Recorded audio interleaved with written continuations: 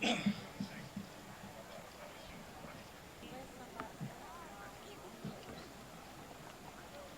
some back.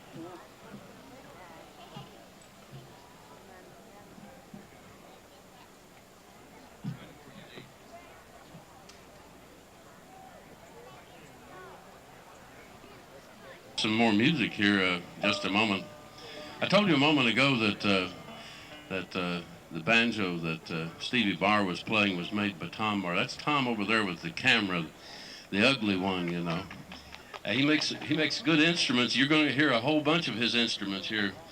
Boy playing guitar down here on the end has got a Tom Barr guitar, and this is a Tom Barr fiddle that Greg is playing here. So if these boys make any mistakes, you can blame it on Tom, you know. That banjo was made by Kyle Creed, I believe. I heard just a moment ago. Kyle Creed was a great banjo player and great banjo maker who came from this area. He is now deceased, but he made a lot of wonderful instruments that are left here. This is one of the best places in the country to be if you want to have good musical instruments and want to patronize local makers. These guys have been playing real hard for the last couple of days. We're glad to have them here. They come from around Galax, and they'll tell you what their names is and the tunes they're going to be doing. Would you make welcome the Blue Ridge Mountain String Band? Thank you very much. And for our first tune, we'd like to try a tune called Soldier's Joy.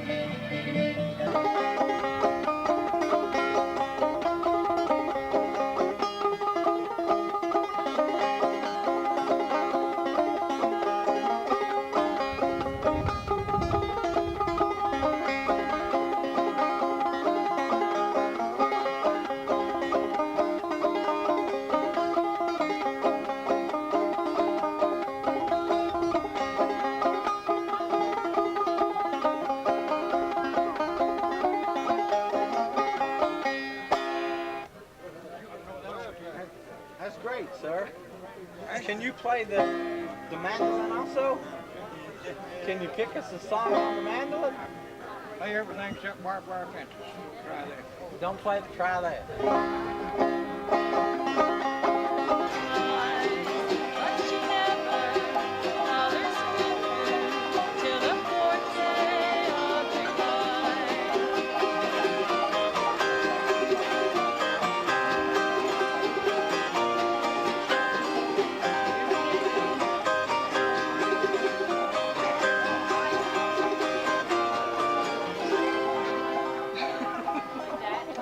Call for the American Society of Landscape Architects and the Society of Civil Engineers, or anyone in jackets and tie who cares to commingle. There's your chance. I haven't seen it. All these years. Stays young today. I don't know what happened to her. You know, they say the Lord made only a few perfect heads, and the rest is covered with hair. Right. Saying that an empty shed needs no roof. And they say all the brains in there don't mix. You can't have that. Yeah.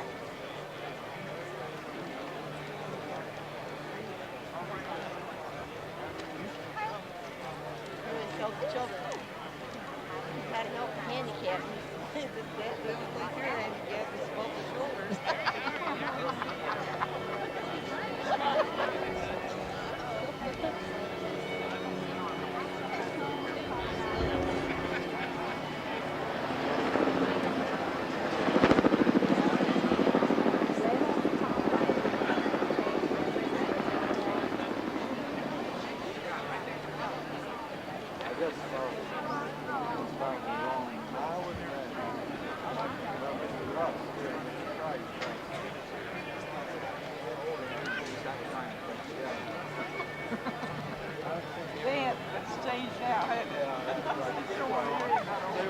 They were our age then.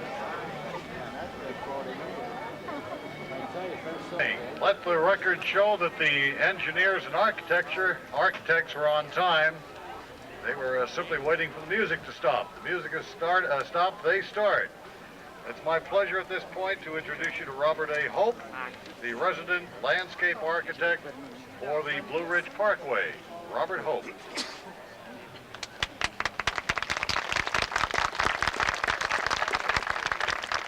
Thank you, Leo. It's my pleasure to be here, and it's also my pleasure to serve as your master of ceremonies for this part of the program this morning.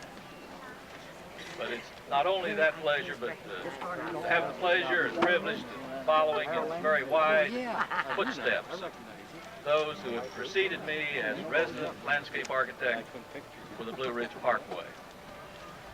I know that you will find this to be a very interesting and very appropriate ceremony here this morning. I'm pleased to see that many of you agree with me.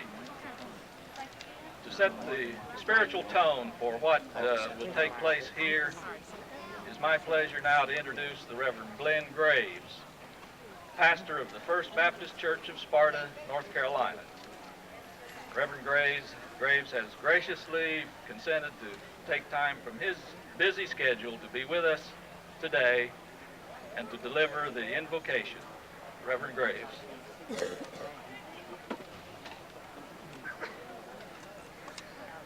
Let's pray together.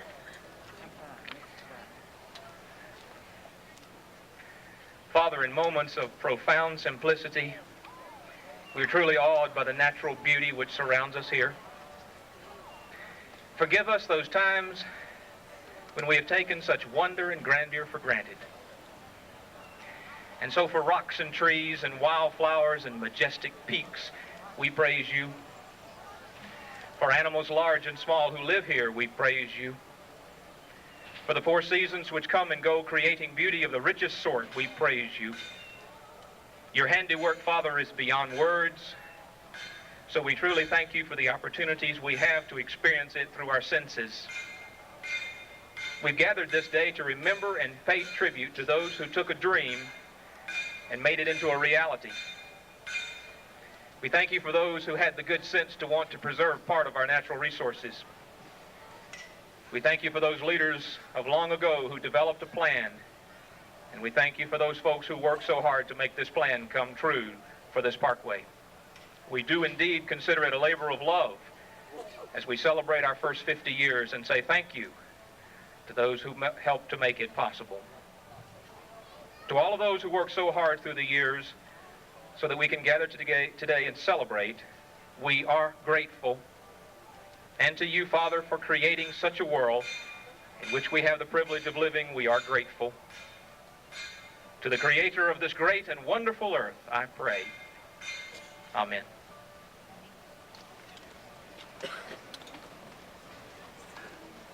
Thank you, Reverend Graves. At this time, I would like to introduce to you my boss, Superintendent of the Blue Ridge Parkway, Mr. Gary Everhart. Mr. Everhart will extend to us a word of welcome on this momentous occasion. Mr. Everhart. Thank you, Bob. Ladies and gentlemen, on a grand and glorious day, the crowds continue to get larger and larger, and we're certainly happy and pleased that you have come here today to be with us to certainly celebrate this occasion of the 50th anniversary of the Blue Ridge Parkway. On behalf of the Department of the Interior, the National Park Service, and all the employees, past and present, of the Blue Ridge Parkway, I say to you this morning, welcome. Earlier today, we held the ceremonial cancellation of a beautiful postal cachet, which honors the Blue Ridge Parkway's first 50 years. Later this afternoon, we will hear from the Director of the National Park Service and the governors of the state of North Carolina and the Commonwealth of Virginia. At the end of the day, we're going to honor the old-timers, the CCC workers, and the laborers, and the citizens of our Parkway communities whose toil and sweat created one of America's most spectacular achievements.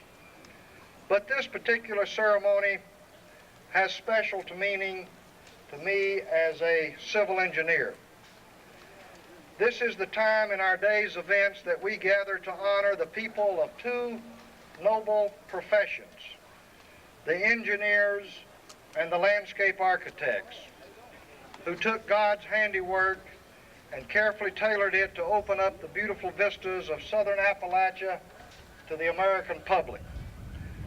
From its beginning on that day 50 years ago, here at Cumberland Knob, the Parkway was something more than just another road-building job.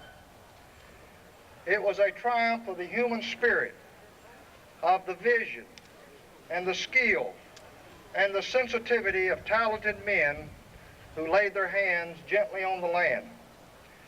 And even now, as I drive the Parkway a half-century later, I still marvel at the care and special effort taken to keep man's creation in harmony with the good Lord's masterpiece. On this day at this place, we can all take special pride in our profession and in the vision of our colleagues who played such an important role in the planning and building of the Parkway. I extend a very special welcome to all of you. We're glad you could be here to share our joy in celebrating the first 50 years of the Blue Ridge Parkway. I may need to leave before the end of this segment of today's program to welcome the governors of North Carolina and Virginia, and I ask your indulgence. And I know that you will enjoy the remainder of this segment of our programming for today and the remainder of today. Thank you very much for coming and being with us, and it's a pleasure for me to have this opportunity to welcome you.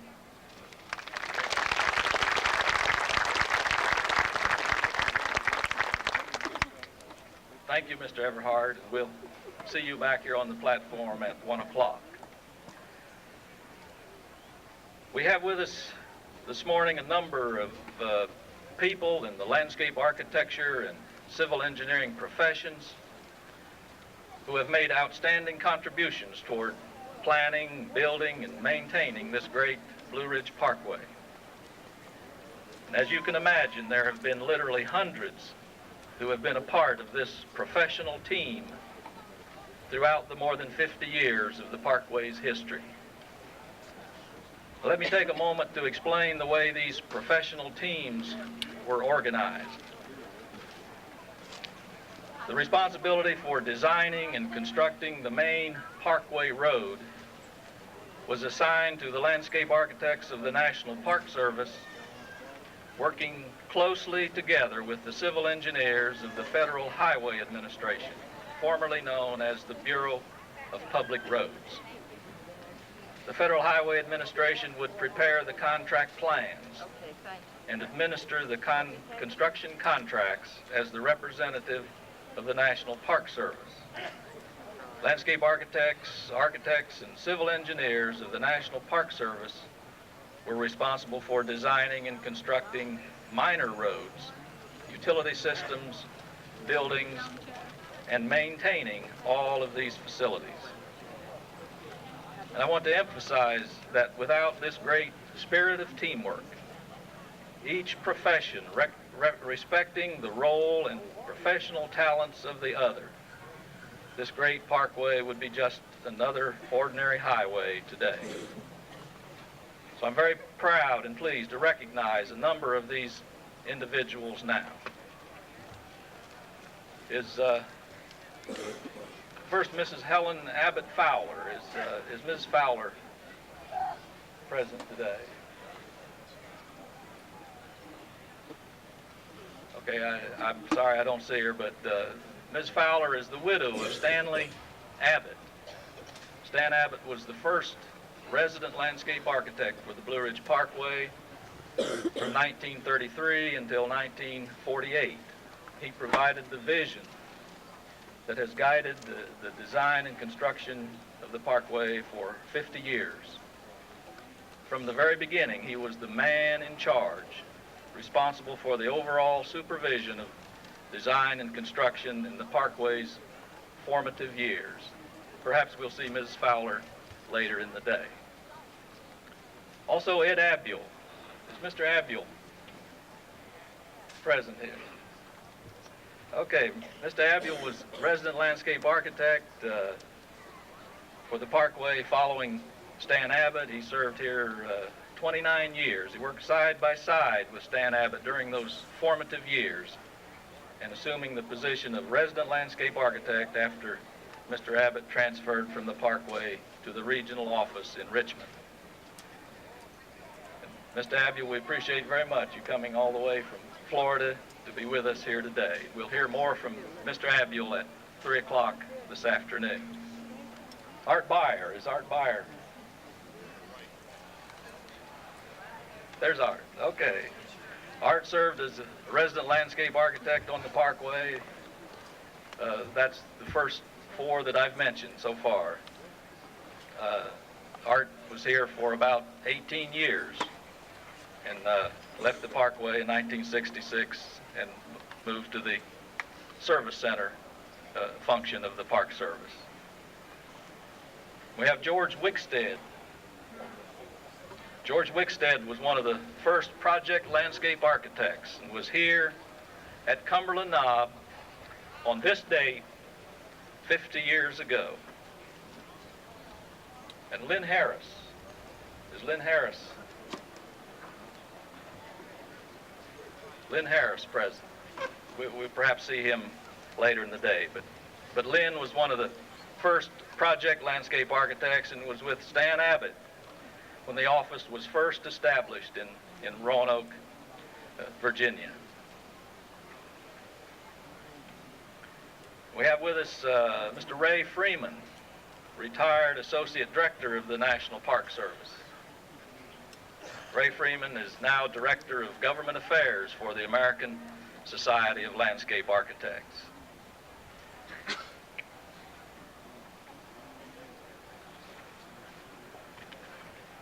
Is Gil Thurlow.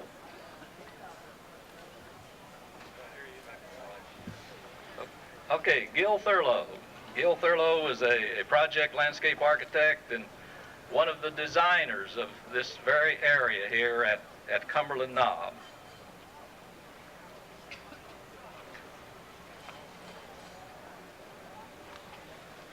Okay, we have Bob Schreffler.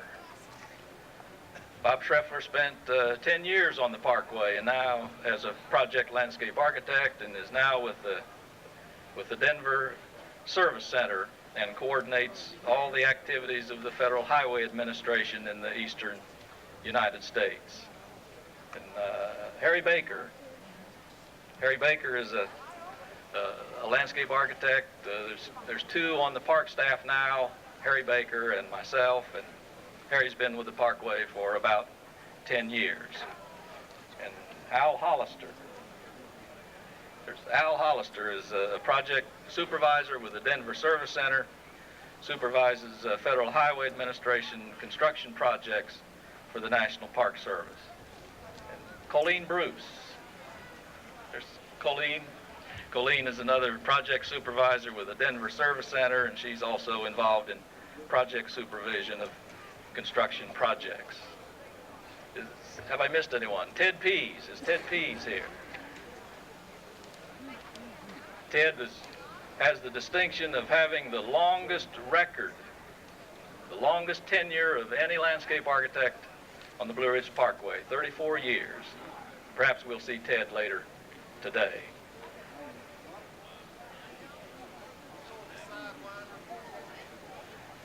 Okay, Ms. Abbott. Ms. Abbott is in the yellow dress standing over here to our right, the widow of Stanley Abbott. Now I'd like to introduce some of the civil engineers of the National Park Service. We have Blanton Clement, who was the chief parkway engineer for about a 13-year period in the late 50s and 60s. Blanton Clement. There he is, Blanton Clement. Good to see you. Mr. Earl Batten. Is Earl here? Earl took over as chief parkway engineer when Mr. Blanton transferred to California. Mr. Batten spent 30 years on the parkway from 1940 till 1970. And Mr. Jim Bentley. Jim Bentley is now the assistant superintendent for maintenance and engineering. He's been with the parkway for 15 years. Colin Farmer. Is Colin here? Colin is a civil engineer and surveyor, been with the parkway for 25 years. And now I'm going to ask Mr. Tom Edick. He's former regional engineer, Region 15 of the Federal Highway Administration, now direct federal program administrator, to recognize those Federal Highway Administration engineers. Mr. Edick. Good morning. Thank you, Bob. It gives me great honor and pleasure to introduce some of the Bureau of Public Roads, Federal Highway Administration engineers that have been involved with the Blue Ridge Parkway going back from the first project some 50 years ago. Some of our retired employees are in the audience, and we would like to recognize them. First off, one of the senior project engineers and field construction people involved with not only several projects, but this one right here on Blue Ridge, is Mr. Charles Kinney in the audience. Hello, Mr. Kinney.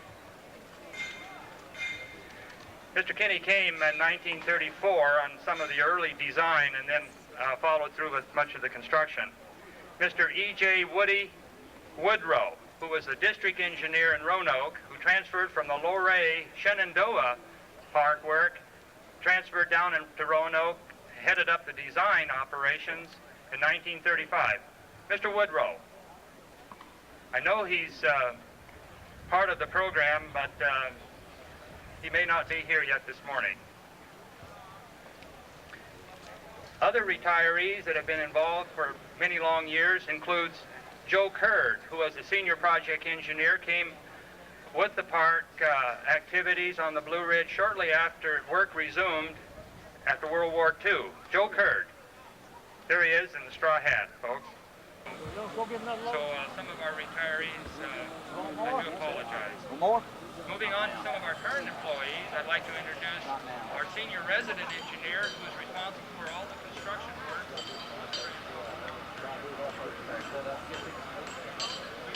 Rehabilitation, Bob Britton. His suit will receive just tribute before this day is complete. But let's give a hand, a great hand, for all of the professionals that built the parkway.